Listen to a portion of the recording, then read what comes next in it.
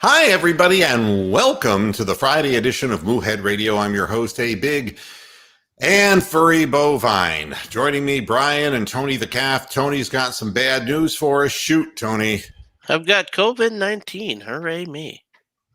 You got the positive, the call that everyone dreads, but yours was a little different. You got a negative test, and then you got a phone call saying what? It was a false negative. Which 7 to 8 months after the test, it baffles me that science is so broken that they can't get it right. Pinpoint this. I got a question for you though. Don't they do the best 2 out of 3? No, I'm serious. I mean, right now, what is the truth? They never tested me. They never told me to test a third time. So I'm assuming they just went with the latest test, because COVID can take a while to show up, which, I mean, I understand, if a virus is a virus, it might take a while to show, but yeah, usually though, if you're showing that many symptoms, by the way, Rocks, Tony just got a positive COVID test. So we're talking to an active COVIDian. I'm infecting you all at 1 minute at a time. But I'm not trying to bring everybody down. We're going to do something that, this is Steelers week, the dreaded, hated Pittsburgh Steelers. And when I really want to emphasize a point today, I'm going to do it Kanye style. For example, like, hey, now let's kick the shit out of the Steelers. Quack, quack, you cocksucking motherfuckers. A branch COVIDian. A branch COVIDian. There you go. Excellent. Oh, man, that's funny. From a guy named Dave, ironically. Yeah. Well, here's the deal, folks. It's Steelers week, and everybody knows what I think of the Steelers, but I do this game on Sunday, which could have many odd twists and turns simply because we don't even know what we're putting out of the field precisely. But be that as it may, there is one great significance to this game, and it's not that it's this rivalry between the Steelers and the Browns. It's not that. By the way, how is my audio level? Sounds good. All right, good. All right, just making sure of that because I kind of refinagle some of my stuff so I could get some of these really nifty effects that you all hate so much, Yeah, I'm auto-tuning today. If you're tuning in late, it's like, welcome to Moohead Radio. Wouldn't it be terrible if what was his name? The Styx lead singer, Dennis DeYoung. I almost thought you said Dick Butkus. I was gonna be like, what? No, Dennis DeYoung. I mean, every night I say a prayer in the hopes that there's a heaven. It's like no. Make your ears bleed. In 10 minutes, folks, hang in there. He's going to start with his Enigma impersonation. No, I won't do Coldplay. I promise I won't do any Coldplay on this show. All right? Who can say where the road goes? So here's the significance of this game to me. Cam Hayward shoots his mouth off, okay? Because it is, who they are. And what do you do about a guy like this? And why is he shooting his mouth off? Some people saying, it's because of what happened last year with Mason Rudolph and this and that. But no. Cam Hayward said these following words, I'm not a doctor, Hayward said. I'm not going to sit here and tell you that I know how bruised up Baker Mayfield is, but at the end of the day, I'm just trying to inflict good punishment, quote, unquote. All right? And that's where we start. I can tell you a gazillion stories about fighters, And I'll give you examples of fighters who just Floyd Patterson, he did not want to get in the ring with Sonny Liston. Okay, flat out, scared to death, didn't want to get in the ring with him. All right, Michael Spinks just did not want to mix it up with Mike Tyson, nor did Frank Bruno. All right, Kenny Norton decided to find a soft spot on the canvas when he fought George Foreman. And the thing that all those people, Sonny Liston, George Foreman, and Mike Tyson, all had in common is that they destroyed people.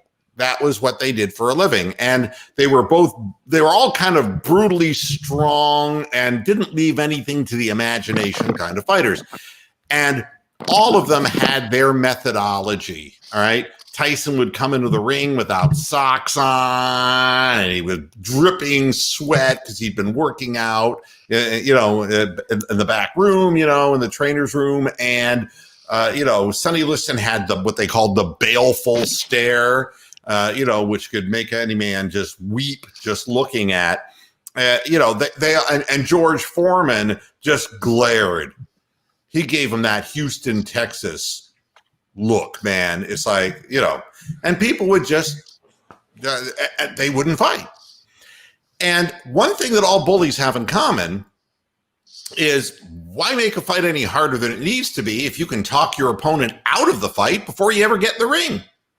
And this is what the Steelers are really good at. And the reason they're good at it is they've been sanctioned by the NFL to commit these penalties week after week, year after year. But more than that, why does Cam Hayward, what gives this player the right to say that? And the answer is, it's like that, like a dog whistle, It's like the words that people use, and you know damn well what they're saying, but they're not coming right out and saying it. And what Cam Hayward's saying is, for all you people who are Browns fans who remember, Brian Sipe, and you remember the quarterbacks we've taken out through the years and we've given concussions to, hey, I'm not mentioning those things, and I don't really know how bad Baker Mayfield,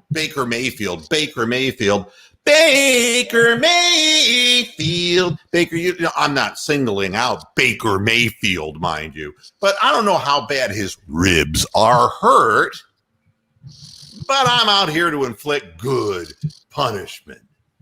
That's what I'm here for.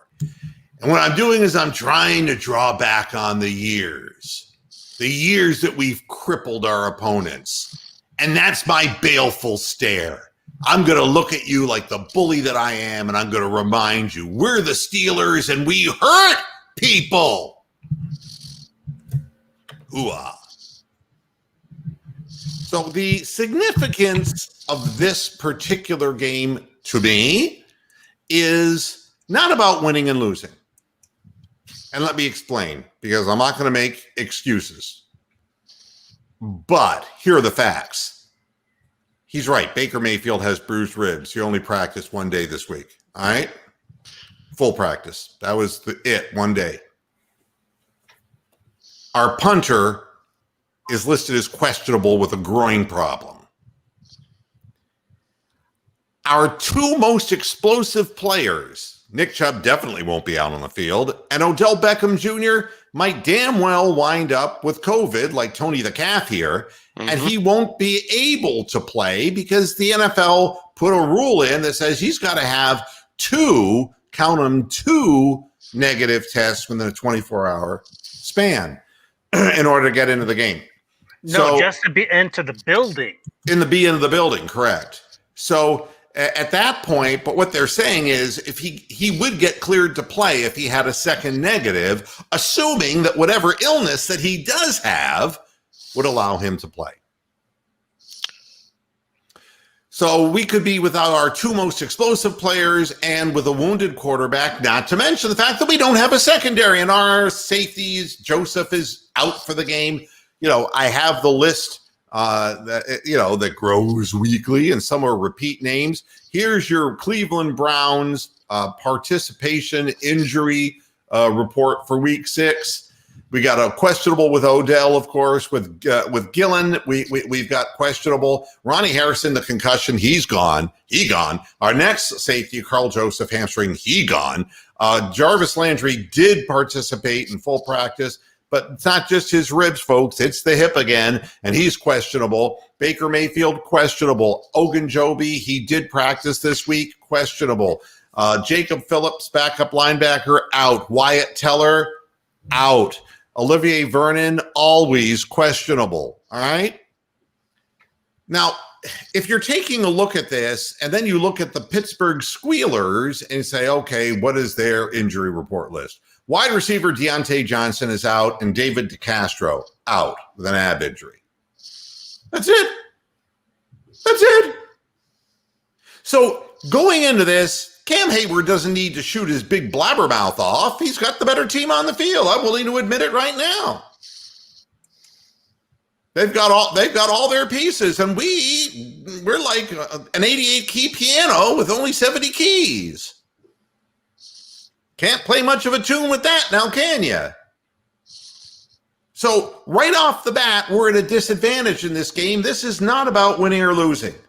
This is walking into Pittsburgh with your head up and running your goddamn system and saying, this is who we are. This is what we do. And any success that we have against the Pittsburgh Steelers this go around is going to be completely different the next time when we're completely healthy. Because the Steelers are starting a run of games that are not going to be real easy. And I want to pull this up because I forgot to. I'm going to look at the Steelers' schedule. All right. All right. Here are your squealers. After this, it's the Titans. After that, it's the Ravens. After that, the Cowboys got a lot easier. After that, it's the Bengals. After that, it's the Jaguars. But the fact is, you go with the Titans and the Ravens back to back, the Squealers could very well lose both of those games. I'm not really worried about this week, to be honest with you, because the win and the loss doesn't matter. If we can take some of our backup guys and compete with these people in Pittsburgh, then we're going to beat them the next time we play them. And if we split with the Steelers in the course of a year, we're the winners. We're the ultimate winners in that. And you answer this bully call once and for all. The Browns for too many years. I mean, even last year when Myles Garrett, late hit their quarterback, that was blown up into a huge big affair, and it's too bad that the whole thing was. But there was no reason for Myles Garrett to late hit him, and I consider that to be unnecessary. You push them around. With your offensive line, you maul them. You take your running game and you maul them. If we can maul them with our running game in any way, shape, or form with fucking Dearness Johnson on the field, or God forbid, Dontrell Hilliard, God forbid, if we can actually gain yardage against these people that way, and with a quarterback who's having trouble standing up straight and is not in a position to even get hit, and to be very honest with you, we know that Case Keenum got additional reps at the beginning of the week because Baker Mayfield wasn't practicing. All right. So there's every contingency, because we have confidence in Kevin Stefanski that he's smart enough to know that, Baker could take one hit and be gone. That's it. And it's done. And Case Keenum has to be ready and prepared to come in on the field. So we could be playing with a second string quarterback. And we don't have a third string quarterback because, Gilbert Gottfried got taken off the practice squad. They signed Kyle Lauletta today. But he can't play. The former Giants but third stringer, he can't play because of the COVID restriction. You got to have 6 days of quarantine, and he's only 5 days and on the road. We don't even have a third quarterback. And anyway, we wouldn't want to see him because he's horrible. But yeah, we lost. So I think the third quarterback would end up being Jarvis Landry. Jarvis Landry, right? Yep. So which takes away one of your best receivers. That's right. I mean, then you might need him because your other receiver might not play. Yeah, we can bring Joshua Cribbs back and let him play quarterback. I don't really think that the W and the L matters now. I want to see the fight and the dog in this game. And I don't want to see cheap shots. You know, I know I'm going to see them from one side of the field. I want our identity to precede us in games. I want people to know that we're going to play a physical brand of football. And if you come at us that way, we're going to come at you, but we're just going to steamroller you. And I want to see what the Browns can do without their defense at all. I mean, there's no secondary, and our linebackers are shit. I mean, let's be honest. We don't have a very good defense, and our second best pass rusher is constantly hobbled by a hamstring, which is equivalent to the movie The Never-Ending Story. I mean, he never gets healed. His groin muscle, I don't know what in the hell he's doing with his groin muscle, but I don't want to even know. I don't want to think about what Olivier Verdin is doing with his groin muscle. But it's not healing. And week to week, questionable, playing and limited snaps. That, and what do we have? Jarvis Landry is going to be limping around again with his hip and his ribs. I mean, this is the time of the year, going into the 6th week of consecutive football without practice, your body's getting beat up. Yep. And that's, and right now the Steelers are in the best position they can be in. They're undefeated, and they're trying to intimidate the Browns prior to the game with their tweets and their languages and their whatever. So to me, it's more respect. It's showing up and saying, we're not even paying attention to any of that shit. We're just going to put our heads down and we're going to play the game the way it's meant to play. There's none of this shit now coming out of Cleveland's locker room, you notice? None of this shit, because we're coached. Mike Tomlin is a thug. He's a bum. Mike Tomlin is a piece of fucking shit. All of his players mouth off. And when they talk to Mike Tomlin, he's like Donald Trump. Oh, no, I never said anything like that. No, we're just going to play the Browns. And it's like, Cam, could you go over there and do the Baker Mayfield thing, would you? It can't be me because I'll get fined, but you can get away with it. That's the way it works. He's a coward. Tomlin is a coward. The Steelers are cowards. When was the last time good you heard of the Steelers doing anything without Ben Roethlisberger? Did they rise to the occasion? No. Why? Because the bully was left toothless. That's why. Bullies are no good when they're down on their luck. They're only good when they can step on people whose misfortune is tremendous. And our misfortune, right now it's injuries. But we're 4-1. We can walk away with this game 4-2, and we can still win the fucking division. It doesn't matter. What matters is how we go into the game. So that's the significance of the game to me. And the Odell Beckham Jr. thing, you got to find a way. Hopefully he'll play. But by the way, the Colts, who we just got done playing, they had 4 positive COVID tests, and now they're saying they were all false positives. Isn't that a bitch, Tony? Ugh.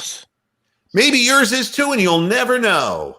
Right. Although I kind of figure you got something, though. Yeah. But the thing is, the congestion thing I can hear, but the pus coming out of the end of your dick, that doesn't sound like COVID to me. Hold on. Let me turn on my camera real quick. Oh, no. No. Let's see what COVIDity looks like. Actually, I don't have a camera on this computer. So. Oh, you don't? It was too bad. I was going to tell you to mute your mic. My God, man, that's not COVID. That's syphilis. I was going to do Queensryche, silent COVIDity. What a dick. I know. That was all a stage for a punchline. It's really pathetic. Yeah. I'm sorry that you're congested. I'm sorry you're not feeling good. But the word on COVID, Whatever. Tony, is just keep an eye. Do you have an oximeter? No. Do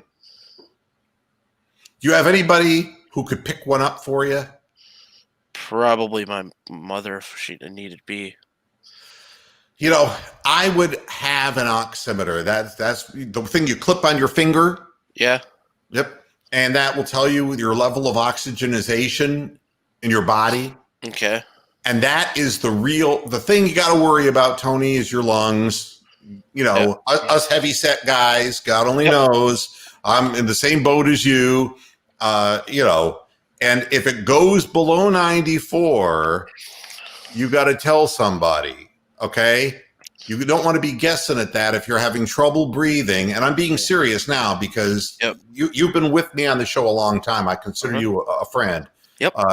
Just, you know, keep an eye on that number because that's what is the key is to get as good a doctoring as you can before you reach a point, because when you reach a certain point, God only knows when they put you on a ventilator, you know, what can I tell you? Yeah. They do say though with COVID, if you regain your sense of taste and your ability to eat, it's a good thing.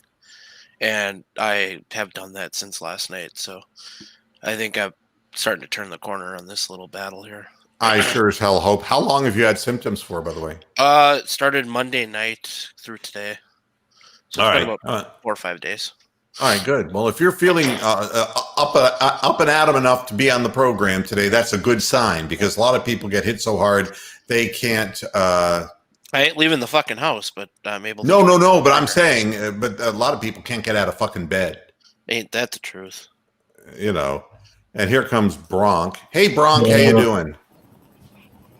Yeah. So, the next thing is what Rick May is jumping on here is, you know, that the fact that the Steelers are giving up just over 60 yards per game rushing. And I understand what the difficulties are going to be, and especially facing that without Nick Chubb and having to, with a rookie left tackle, the whole 9 yards. It's going to be a very difficult thing. From a statistical perspective, but they did give up a big game to the second or third string running back to the Eagles. Right. That's the thing. Last week, there's an oximeter. Called a pulse oximeter. It'll take the pulse reading. Okay. Yeah, I'll Look at that, 99. They have those at like Walgreens and stuff, don't they? Yeah. Yes, they do. I'll run to Walgreens. I got one right across the road from me. So try to wind me up and see whether you can get my pulse going higher than 69. Oh, wait a minute. It's auto-tune Don Johnson. Here we go. Heartbeat. I'm looking for a heartbeat. Another Miami Vice 69. reference. Yeah, that's good. That's really good. Would you believe that a cow my size, my heart rate rests at a 64? Well, there you go. Yeah. Yeah, but this is during your show. It's probably going 120 during your show. Yeah, but no, actually, it's the morphine. It helps keep it down for me. Yeah, the scheduling is not good for the Squealers. For the Browns, a little bit better if we get through this whole thing. The stats on the Pittsburgh Steelers, which I always go over the 2 days before the game. Roethlisberger's thrown for 1,016 yards. James Conner's run for 268. The leader in receiving yards is Chase Claypool. A lot of that last week, man. We did the big 4 TD damage. Roasted the Eagles.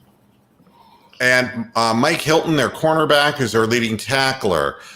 Steve Nelson has 2 interceptions at the cornerback position. The running game, Conner's averaging 4.9 yards per carry. One is skewed by a 59-yard run because he's had 55 attempts this year in 4 games. And his yards per game is at 67. And Benny Snell Jr. is averaging 4.1 yards per carry. So overall as a team, they're at 4.5 average. Chase Claypool, the rookie out of Notre Dame, has been targeted 20 times, has caught 13 balls, but an average of 20.1 yards. He's getting downfield. Juju Schuster has not had a prolific year.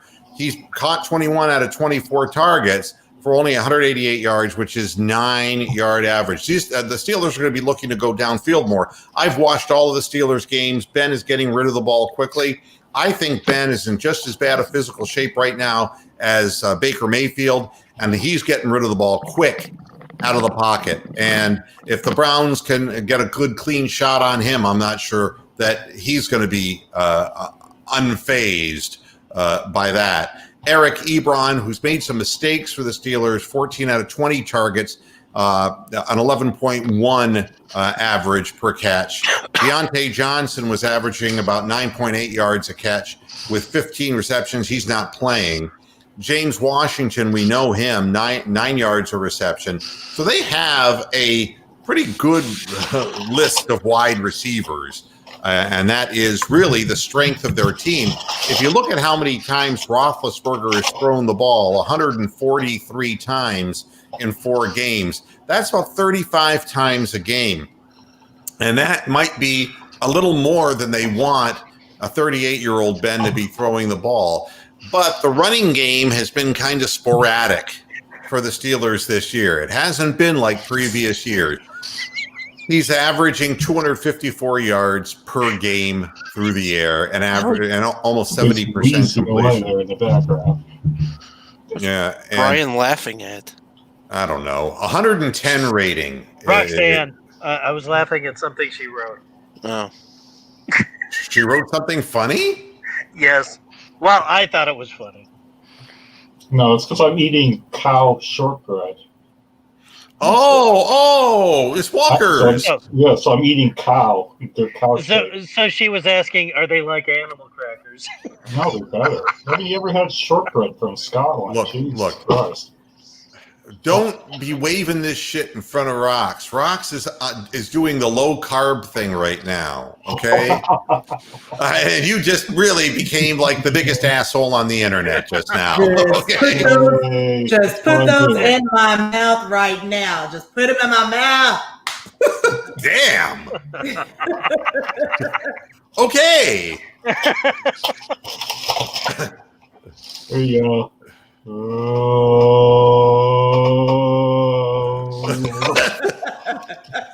Do make it stop. Do make it stop. So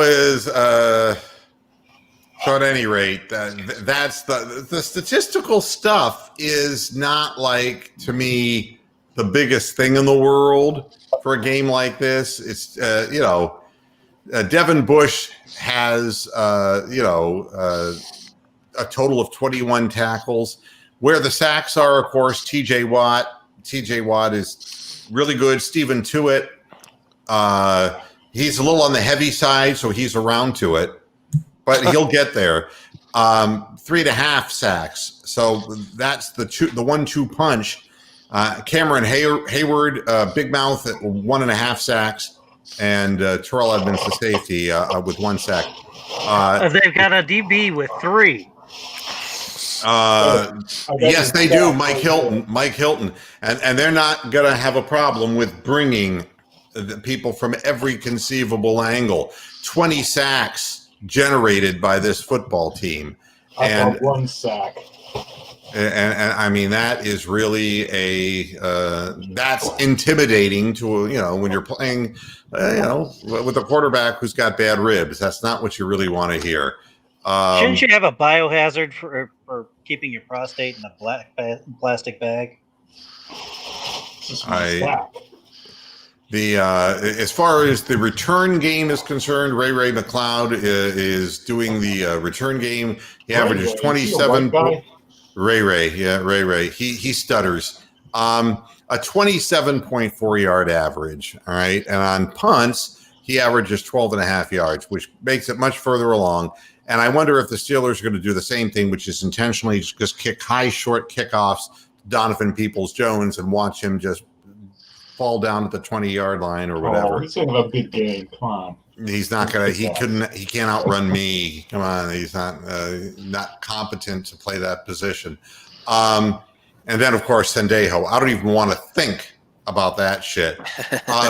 But we know we're reaching the big time. That this Cleveland, the Browns Steelers game, Jim Nance and Tony Romo to call the action. The national game here. It's the big game. Yeah, so we're getting it's on the TV here in Minnesota too. Yeah, the number one team, man. We got the number one broadcast team. Is that awesome or what? I think it's. But the last time we had them, they totally went out and laid an egg. So let's hope that doesn't happen again. So here's what we know. No, of course not. They're going to give us the fucking Jets in Miami. God damn it. Yeah, there you go. According to 506sports.com, give them their due. The 1 o'clock game with the Browns will be beamed to parts of Michigan, Illinois, Wisconsin, Iowa, Missouri, Minnesota, Northeast Minnesota. Hey, my parents get to watch the Browns and the Steelers. New York, Kentucky, West Virginia, Oklahoma, Arizona, and much of the southern United States and the Pacific Northwest. So the British Isles. Yeah, I mean, so this game is going to be really a very widely seen game. I don't know about down here. This is a CBS game. It looks like the Jacksonville area gets the Jets in Miami, and everything south of Fort Myers gets the Jets in Miami, but the rest of the state gets Browns and Steelers. Yeah, that I might be off network television as well. I mean, not on my, not on my Sunday ticket. So it's good to know. But we've taken a step up. People are paying attention. The only Brown really that's being asked questions, Myles Garrett. He isn't thinking about approaching Mason Rudolph, and then he said, "I feel like we can beat Ben Roethlisberger and the Steelers, but nothing incendiary here. There's nothing inflammatory here. There, it's just like they want to try to bring this up. The bobbleheads are continuing to try and beat a dead horse. Huh? Yeah, and then what Garrett said is, I'm ready to play the 6 seconds that the average play lasts after that. That's on them. I'll walk away from any situation that we have, and when they snap the ball again, I'll be there. The Steelers are going to have less than 6,000 fans, though, at this game because of COVID-19. Now, the thing is, every one of those 6,000, because they're going to pick each other's nose, they're going to end up cross-contaminating one another. But they'll still be selling those French fried sandwiches, right? Yeah, right. The Primanti brothers. Yeah. So, while Baker was a full participant, the question is, A, is he going to wear a flak jacket, which we don't know? 2, is he really going to start? That we don't know that for sure, although we imagine that will be the case. But we don't know because practices are closed how many reps Case Keenum got. So these are things that are just going to have to wait for another day. Jarvis Landry also came back to participate. He's a gamer. Jarvis Landry will try to play no matter what the hell's wrong with him. And Case Keenum, you watched him play in Minnesota. He's a game manager, right, Tony? Yep. He'll go out and win you a game if you need to, but he ain't going to be impressive about it. No, there's nothing. There's no real backup quarterback who's going to give you any wow factor anyway, So, and what the Browns and Terry Pluto and people like this are writing about is like, all the horrible things that have happened, in the Browns and the Steelers. And this is what the Steelers live for. Okay. It's if we can get them talking badly about themselves at the press, we'll just talk badly about them and they'll feel bad about themselves and think less of themselves. It's going to be easy to beat them. But, this is the first year where I honestly believe we have a coach that is focused and has the attention of his players. And I think that it's going to be a real hard game for the Browns just because of the injuries that we have. We're playing shorthanded here. but I'm going to watch this game and have a good time watching it, because any good positive things that we do, I want to see what we can do against their defense just the way we are right now. Because, imagine how much more we'll be able to do in a number of weeks down the road. By the way, the last time the Browns won in Pittsburgh was a 33-13 Tim Couch victory. Oof. And Scary. the other great stat I heard that you must have heard was that Baker Mayfield's only just gotten the career high start wins for a quarterback at First Energy Stadium. The previous holder was Ben Roethlisberger.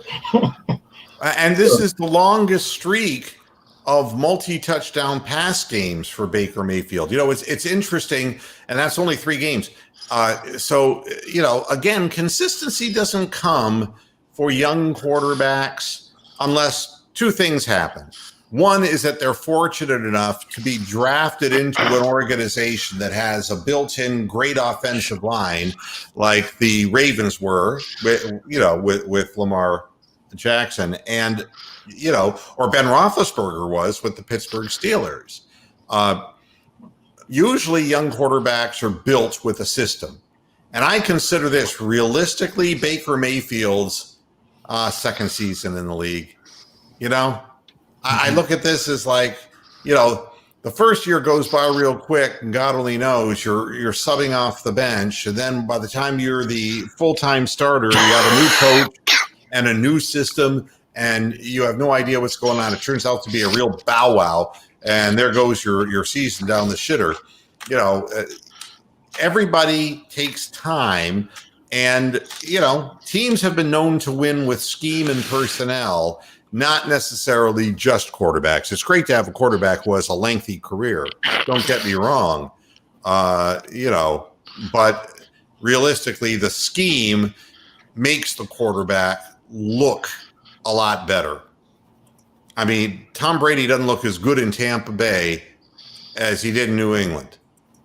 I mean, when you have something that you can count on, where you're going, and then you can fit players into that scheme.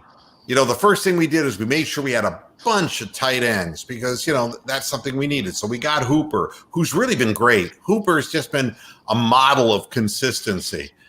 And even Harrison Bryant's done nicely for a rookie.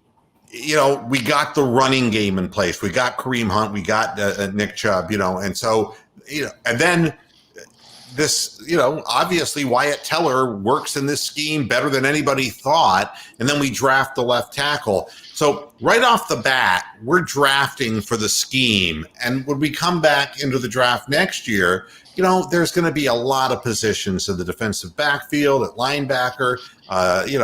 This whole third wide receiver thing isn't going to be a Kadarius Hodge thing forever, nor do I suspect that Jarvis Landry or Odell Beckham are going to remain in Cleveland forever because they get hurt a lot. And you've got to start developing depth on the team.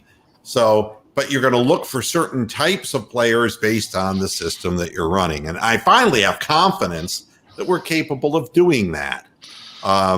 And that's the good news in all of this.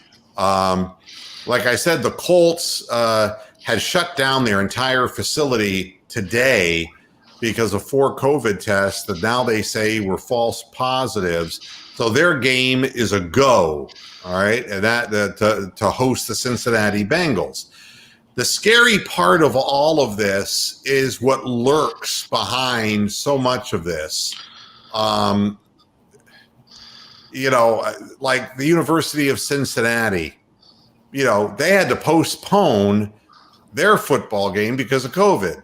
Once it starts, and this is the insidious part of this disease, is once the damn thing starts, it spreads so easily. And the concern that I have about Odell was predicated on the fact that we just played the Colts and that Odell would probably be out partying with the Colts players, But what I would say is at least if those guys really were not positive, maybe maybe Odell does not have COVID. But it wouldn't surprise me if he does, because every time he starts getting going, he somehow gets shut down. And yeah, I don't know. I'm not looking forward. I'm looking forward to finding out what the test says, but I wouldn't be surprised. Let's just put it that way. And no, Sendejo, Rick, is not going to be staying in Cleveland. He's going to be quarantined somewhere, and it's going to be quarantined from the NFL because he doesn't belong there. So there's that. As far as the game picks, here we go. Because there isn't much for me to say. We're going to go to the game picks, and we're going to start with the congested Tony the Calf. I'm going to go. The Browns have they don't win in Pittsburgh. Nobody wins in Pittsburgh. The refs will help the Pittsburgh Steelers even if it's close, and if it's a blowout, it'll just mean the Browns didn't show up to play. So I'm going to say it's going to be 24-17 Steelers. All right, Brian?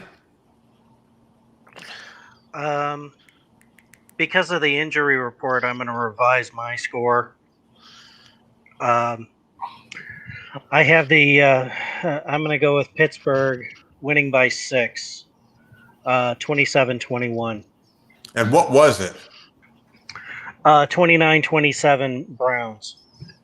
All right, and what was is at the beginning. What injury really flip-flopped this for you? Well, there's a bunch of guys out on the defensive side, mainly Harrison.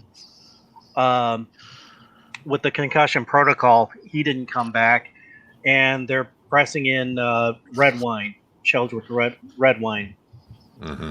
So, but the defensive line and the offensive line both have some key injuries and guys out. So, all right, and Bronk. Well, the way I look at it, the Browns have already played the Colts and the Cowboys. The Cowboys have a better offense than the Steelers. The Colts have better defense than the Steelers.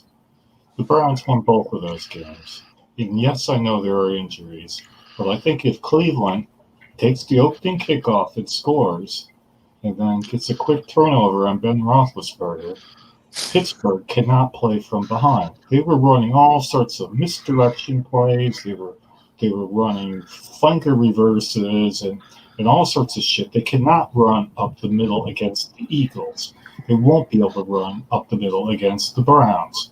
I'm picking the Browns 34, the Steelers 16. All right. Well, and again, anything is humanly possible.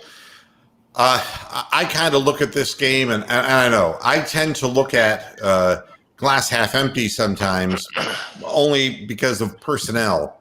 At full bore, if we had all of our pieces that we could possibly have, still we're only 5 weeks through 5 weeks of the season with a new scheme and a new system, and we're playing a team with a quarterback who knows this scheme and system like the back of his hand. All right. So right off the bat, you would not expect the Browns to turn around and win the football game. My belief is that the Steelers will win 27-13. What I'm hoping, all right, and Big Lurker is really kind of on board with this thinking. I don't want to give up 34 points to the Steelers. But a 27-13 game, what I'm hoping for in this is a little bit even more competitive than that.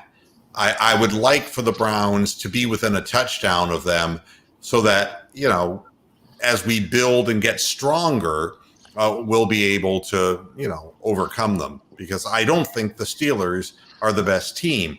Now, the other thing that's really interesting that's happening around us in the conference, in the division, is that Lamar Jackson, his effective yards rushing this year compared to last year is way down. way down. Figuring him out.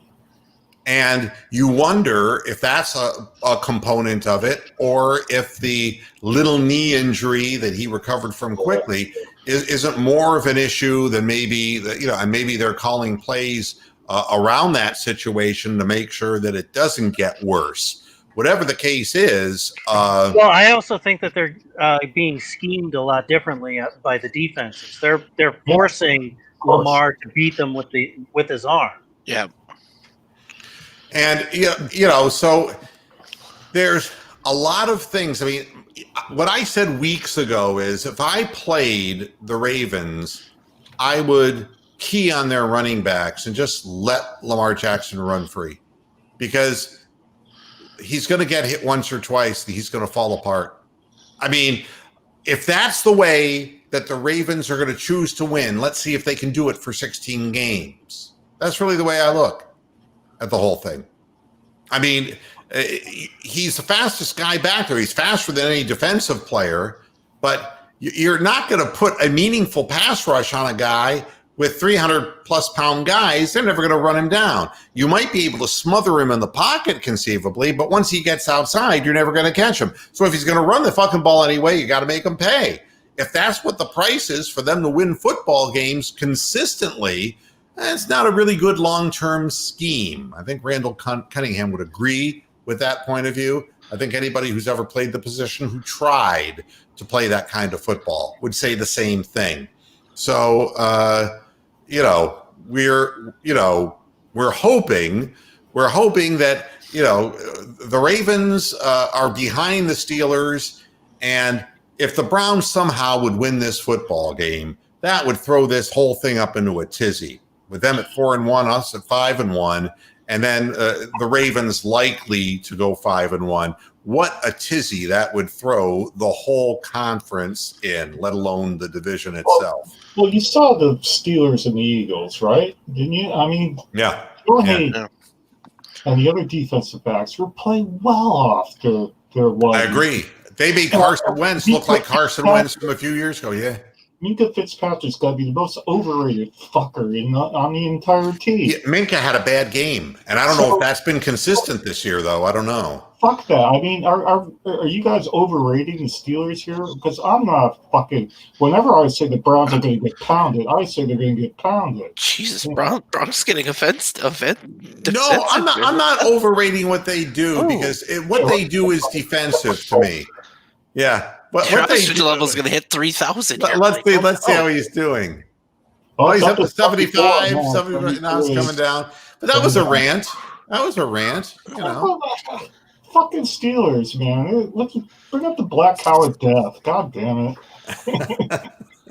But but I agree with him. Minka Fitzpatrick looked bad to me. Oh, he looked horrible. I mean, and I don't know what that's about, but again, there was too much separation given the receivers. And if we can hold on to the ball and keep the score down and do the things that we do, there's a possibility we can give them trouble the first time we get the ball. And that means throwing it to Austin Hooper. And that means like having tight ends block. And that means having Janovich come in and full back and block. And if we do that, then the Pittsburgh Steelers are going to start wondering whether they can fucking win this game. Because in that game last year, I know it was at home, but we fucking pounded their ass. Everybody remembers Myles Garrett getting booted out of the game, but they don't remember how badly the Steelers got beat-assed in that game.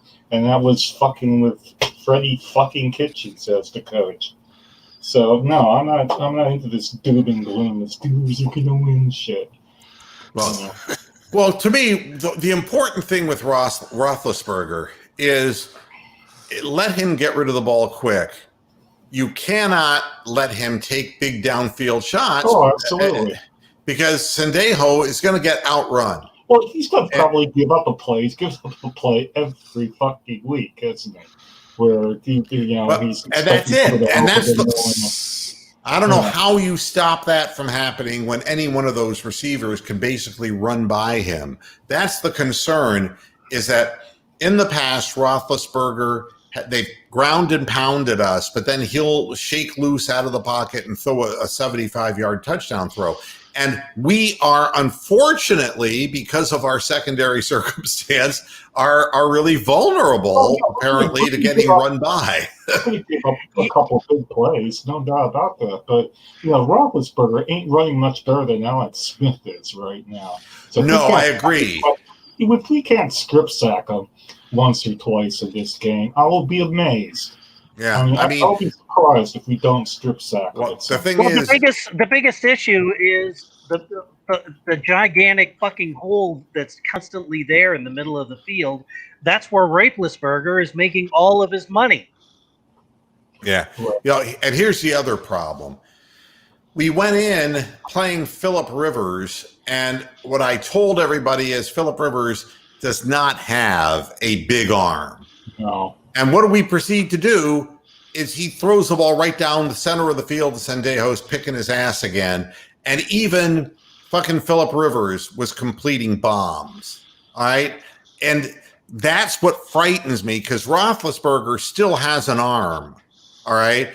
It's his legs, his foundation, that it would appear to be looking like it's 38 years old. He doesn't break tackles like he used to. When I've seen them play this year, It's still hard to tackle because he's just fucking big around, but he's not shaking loose, breaking free, and like the old Ben scrambling around and finding a guy, 40 yards downfield. He isn't that nimble at this point in his career. So, no. And he's sucking on the deep passes. Well, so far, but I mean, you saw Phillip Rivers could even hit people. You could throw behind people, and they're that far ahead of Sendejo. It's just a problem. We'll see. We'll see. I'm not. I'm neither confident or not confident. What I am confident of is that the game doesn't really mean much. In the end, it's all about our team getting better and our team establishing an identity and continuing to pound the football and getting, this is, 15 days now since the IR. It'll only be the second game considered on that 3-game IR for Nick Chubb that he will be serving, and there will be next week as well. And then we'll see how he's healing and how he's coming along. We'll see how fast a healer he is. But, I want to, we'll get back to full strength. It's a matter of time getting back to where we want to be. And if we're above 500 when that happens, and with more reps in the system, I'm feeling good about the team. The only cause for concern I would have with this team, regardless of result on Sunday, is if they go in there and Pittsburgh just monkey stomps them to death. If it's like 44-3, well, or 44-10, then we're looking like, oh boy, what's going on here? Yeah. Yeah, but I mean, and Sean, it isn't that I'm really giving the Steelers respect. I hate the Steelers, and I don't think the Steelers are really that good. Their running game is not nearly as fierce as what it's been. And DeCastro, the loss of DeCastro hurts them up front, and that's been part of the reason. 3 games DeCastro has missed this year out of the 5 games they've played. And that's why the running game has been erratic at best. Is because he is a major part of run blocking for that team.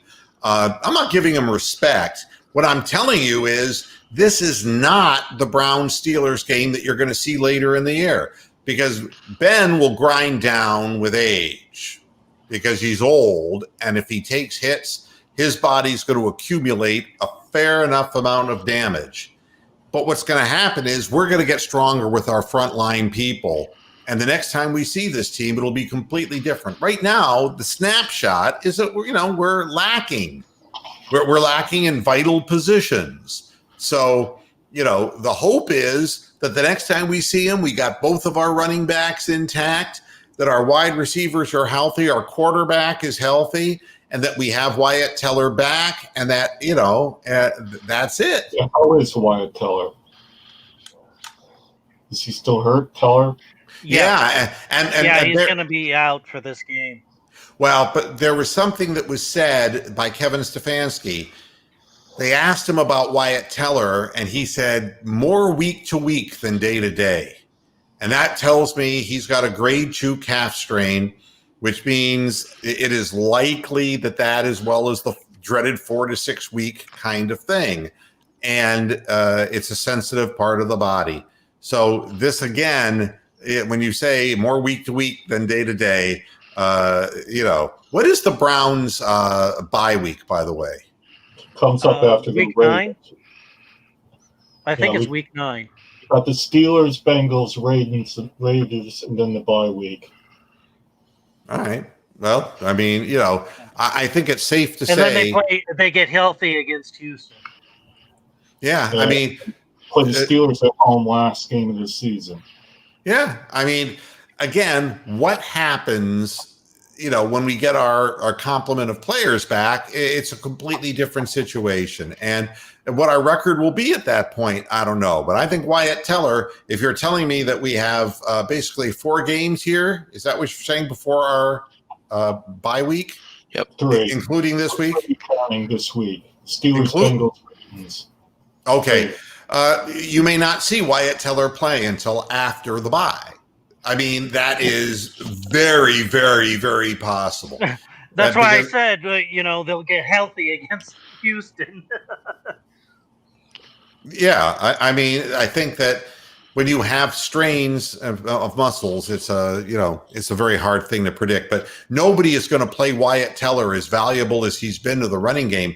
If the team continues to win some of these games and keep its head above water like we are, Wyatt Teller will be rested into the bye week to make sure he's 100% healthy. Why risk, putting him in a game where he gets hurt and then there's no chance of healing in the second, the final home stretch of the season.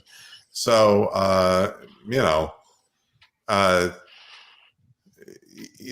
so what is Rick saying here? He's saying week 9 after the Raiders. What does that mean? Bye week. All right. So yeah, it's going to be an interesting thing. But again, if you want me as a fan to tell you, I want the Browns, of course, to win, and I think it would be a real David and Goliath story the way this thing would stack up. But I really believe that our organization is pointing in the right direction, and the Steelers have never proven they can win without Roethlisberger, and Roethlisberger is one day closer to just not being the quarterback anymore because he's old. And he's already been shaking that arm. He's already shaken that arm from that elbow surgery. I've seen him do it twice in 2 different games. So who do you think wants to win the most this week? Which team wants to win the most? Who's going to show up? Well, I think it's a matter of gears. And I think that the Steelers have gears. If they come out soft and thinking it's going to be a merry old romp, the Browns are going to go at them and give them grief. The Steelers, are going to want to come out into this game like Mike Tyson raging out of the corner in the first round to prove that, you don't belong on the field with us and we're going to make you feel really bad about yourselves. Who do I think wants to win more? I think both teams want to win. I think that the coaching staff of the Cleveland Browns are finally teaching the smartest approach, which is this is another game. Right. This is, you could say it's the Steelers and the dreaded Steelers and the hated Steelers or whatever you want to refer to them as. But it's one more game. And we're trying to go 1-0 this week. And we do it week by week by week. And the way we get to the playoffs is by winning enough of these contests. And instead of getting them all emotionally geared in such a way that when the Steelers start their ticky-tack shit, instead of retaliating and getting 15-yard unsportsmanlike penalties against you, you're focused very narrowly on the job at hand. And that's what I want to see from the Browns, a focused and organized football game where we don't cut our own throats by either responding to their taunts or by jumping off sides or by doing things that show like we're a cat on a hot tin roof. I want us to be organized and just really structured.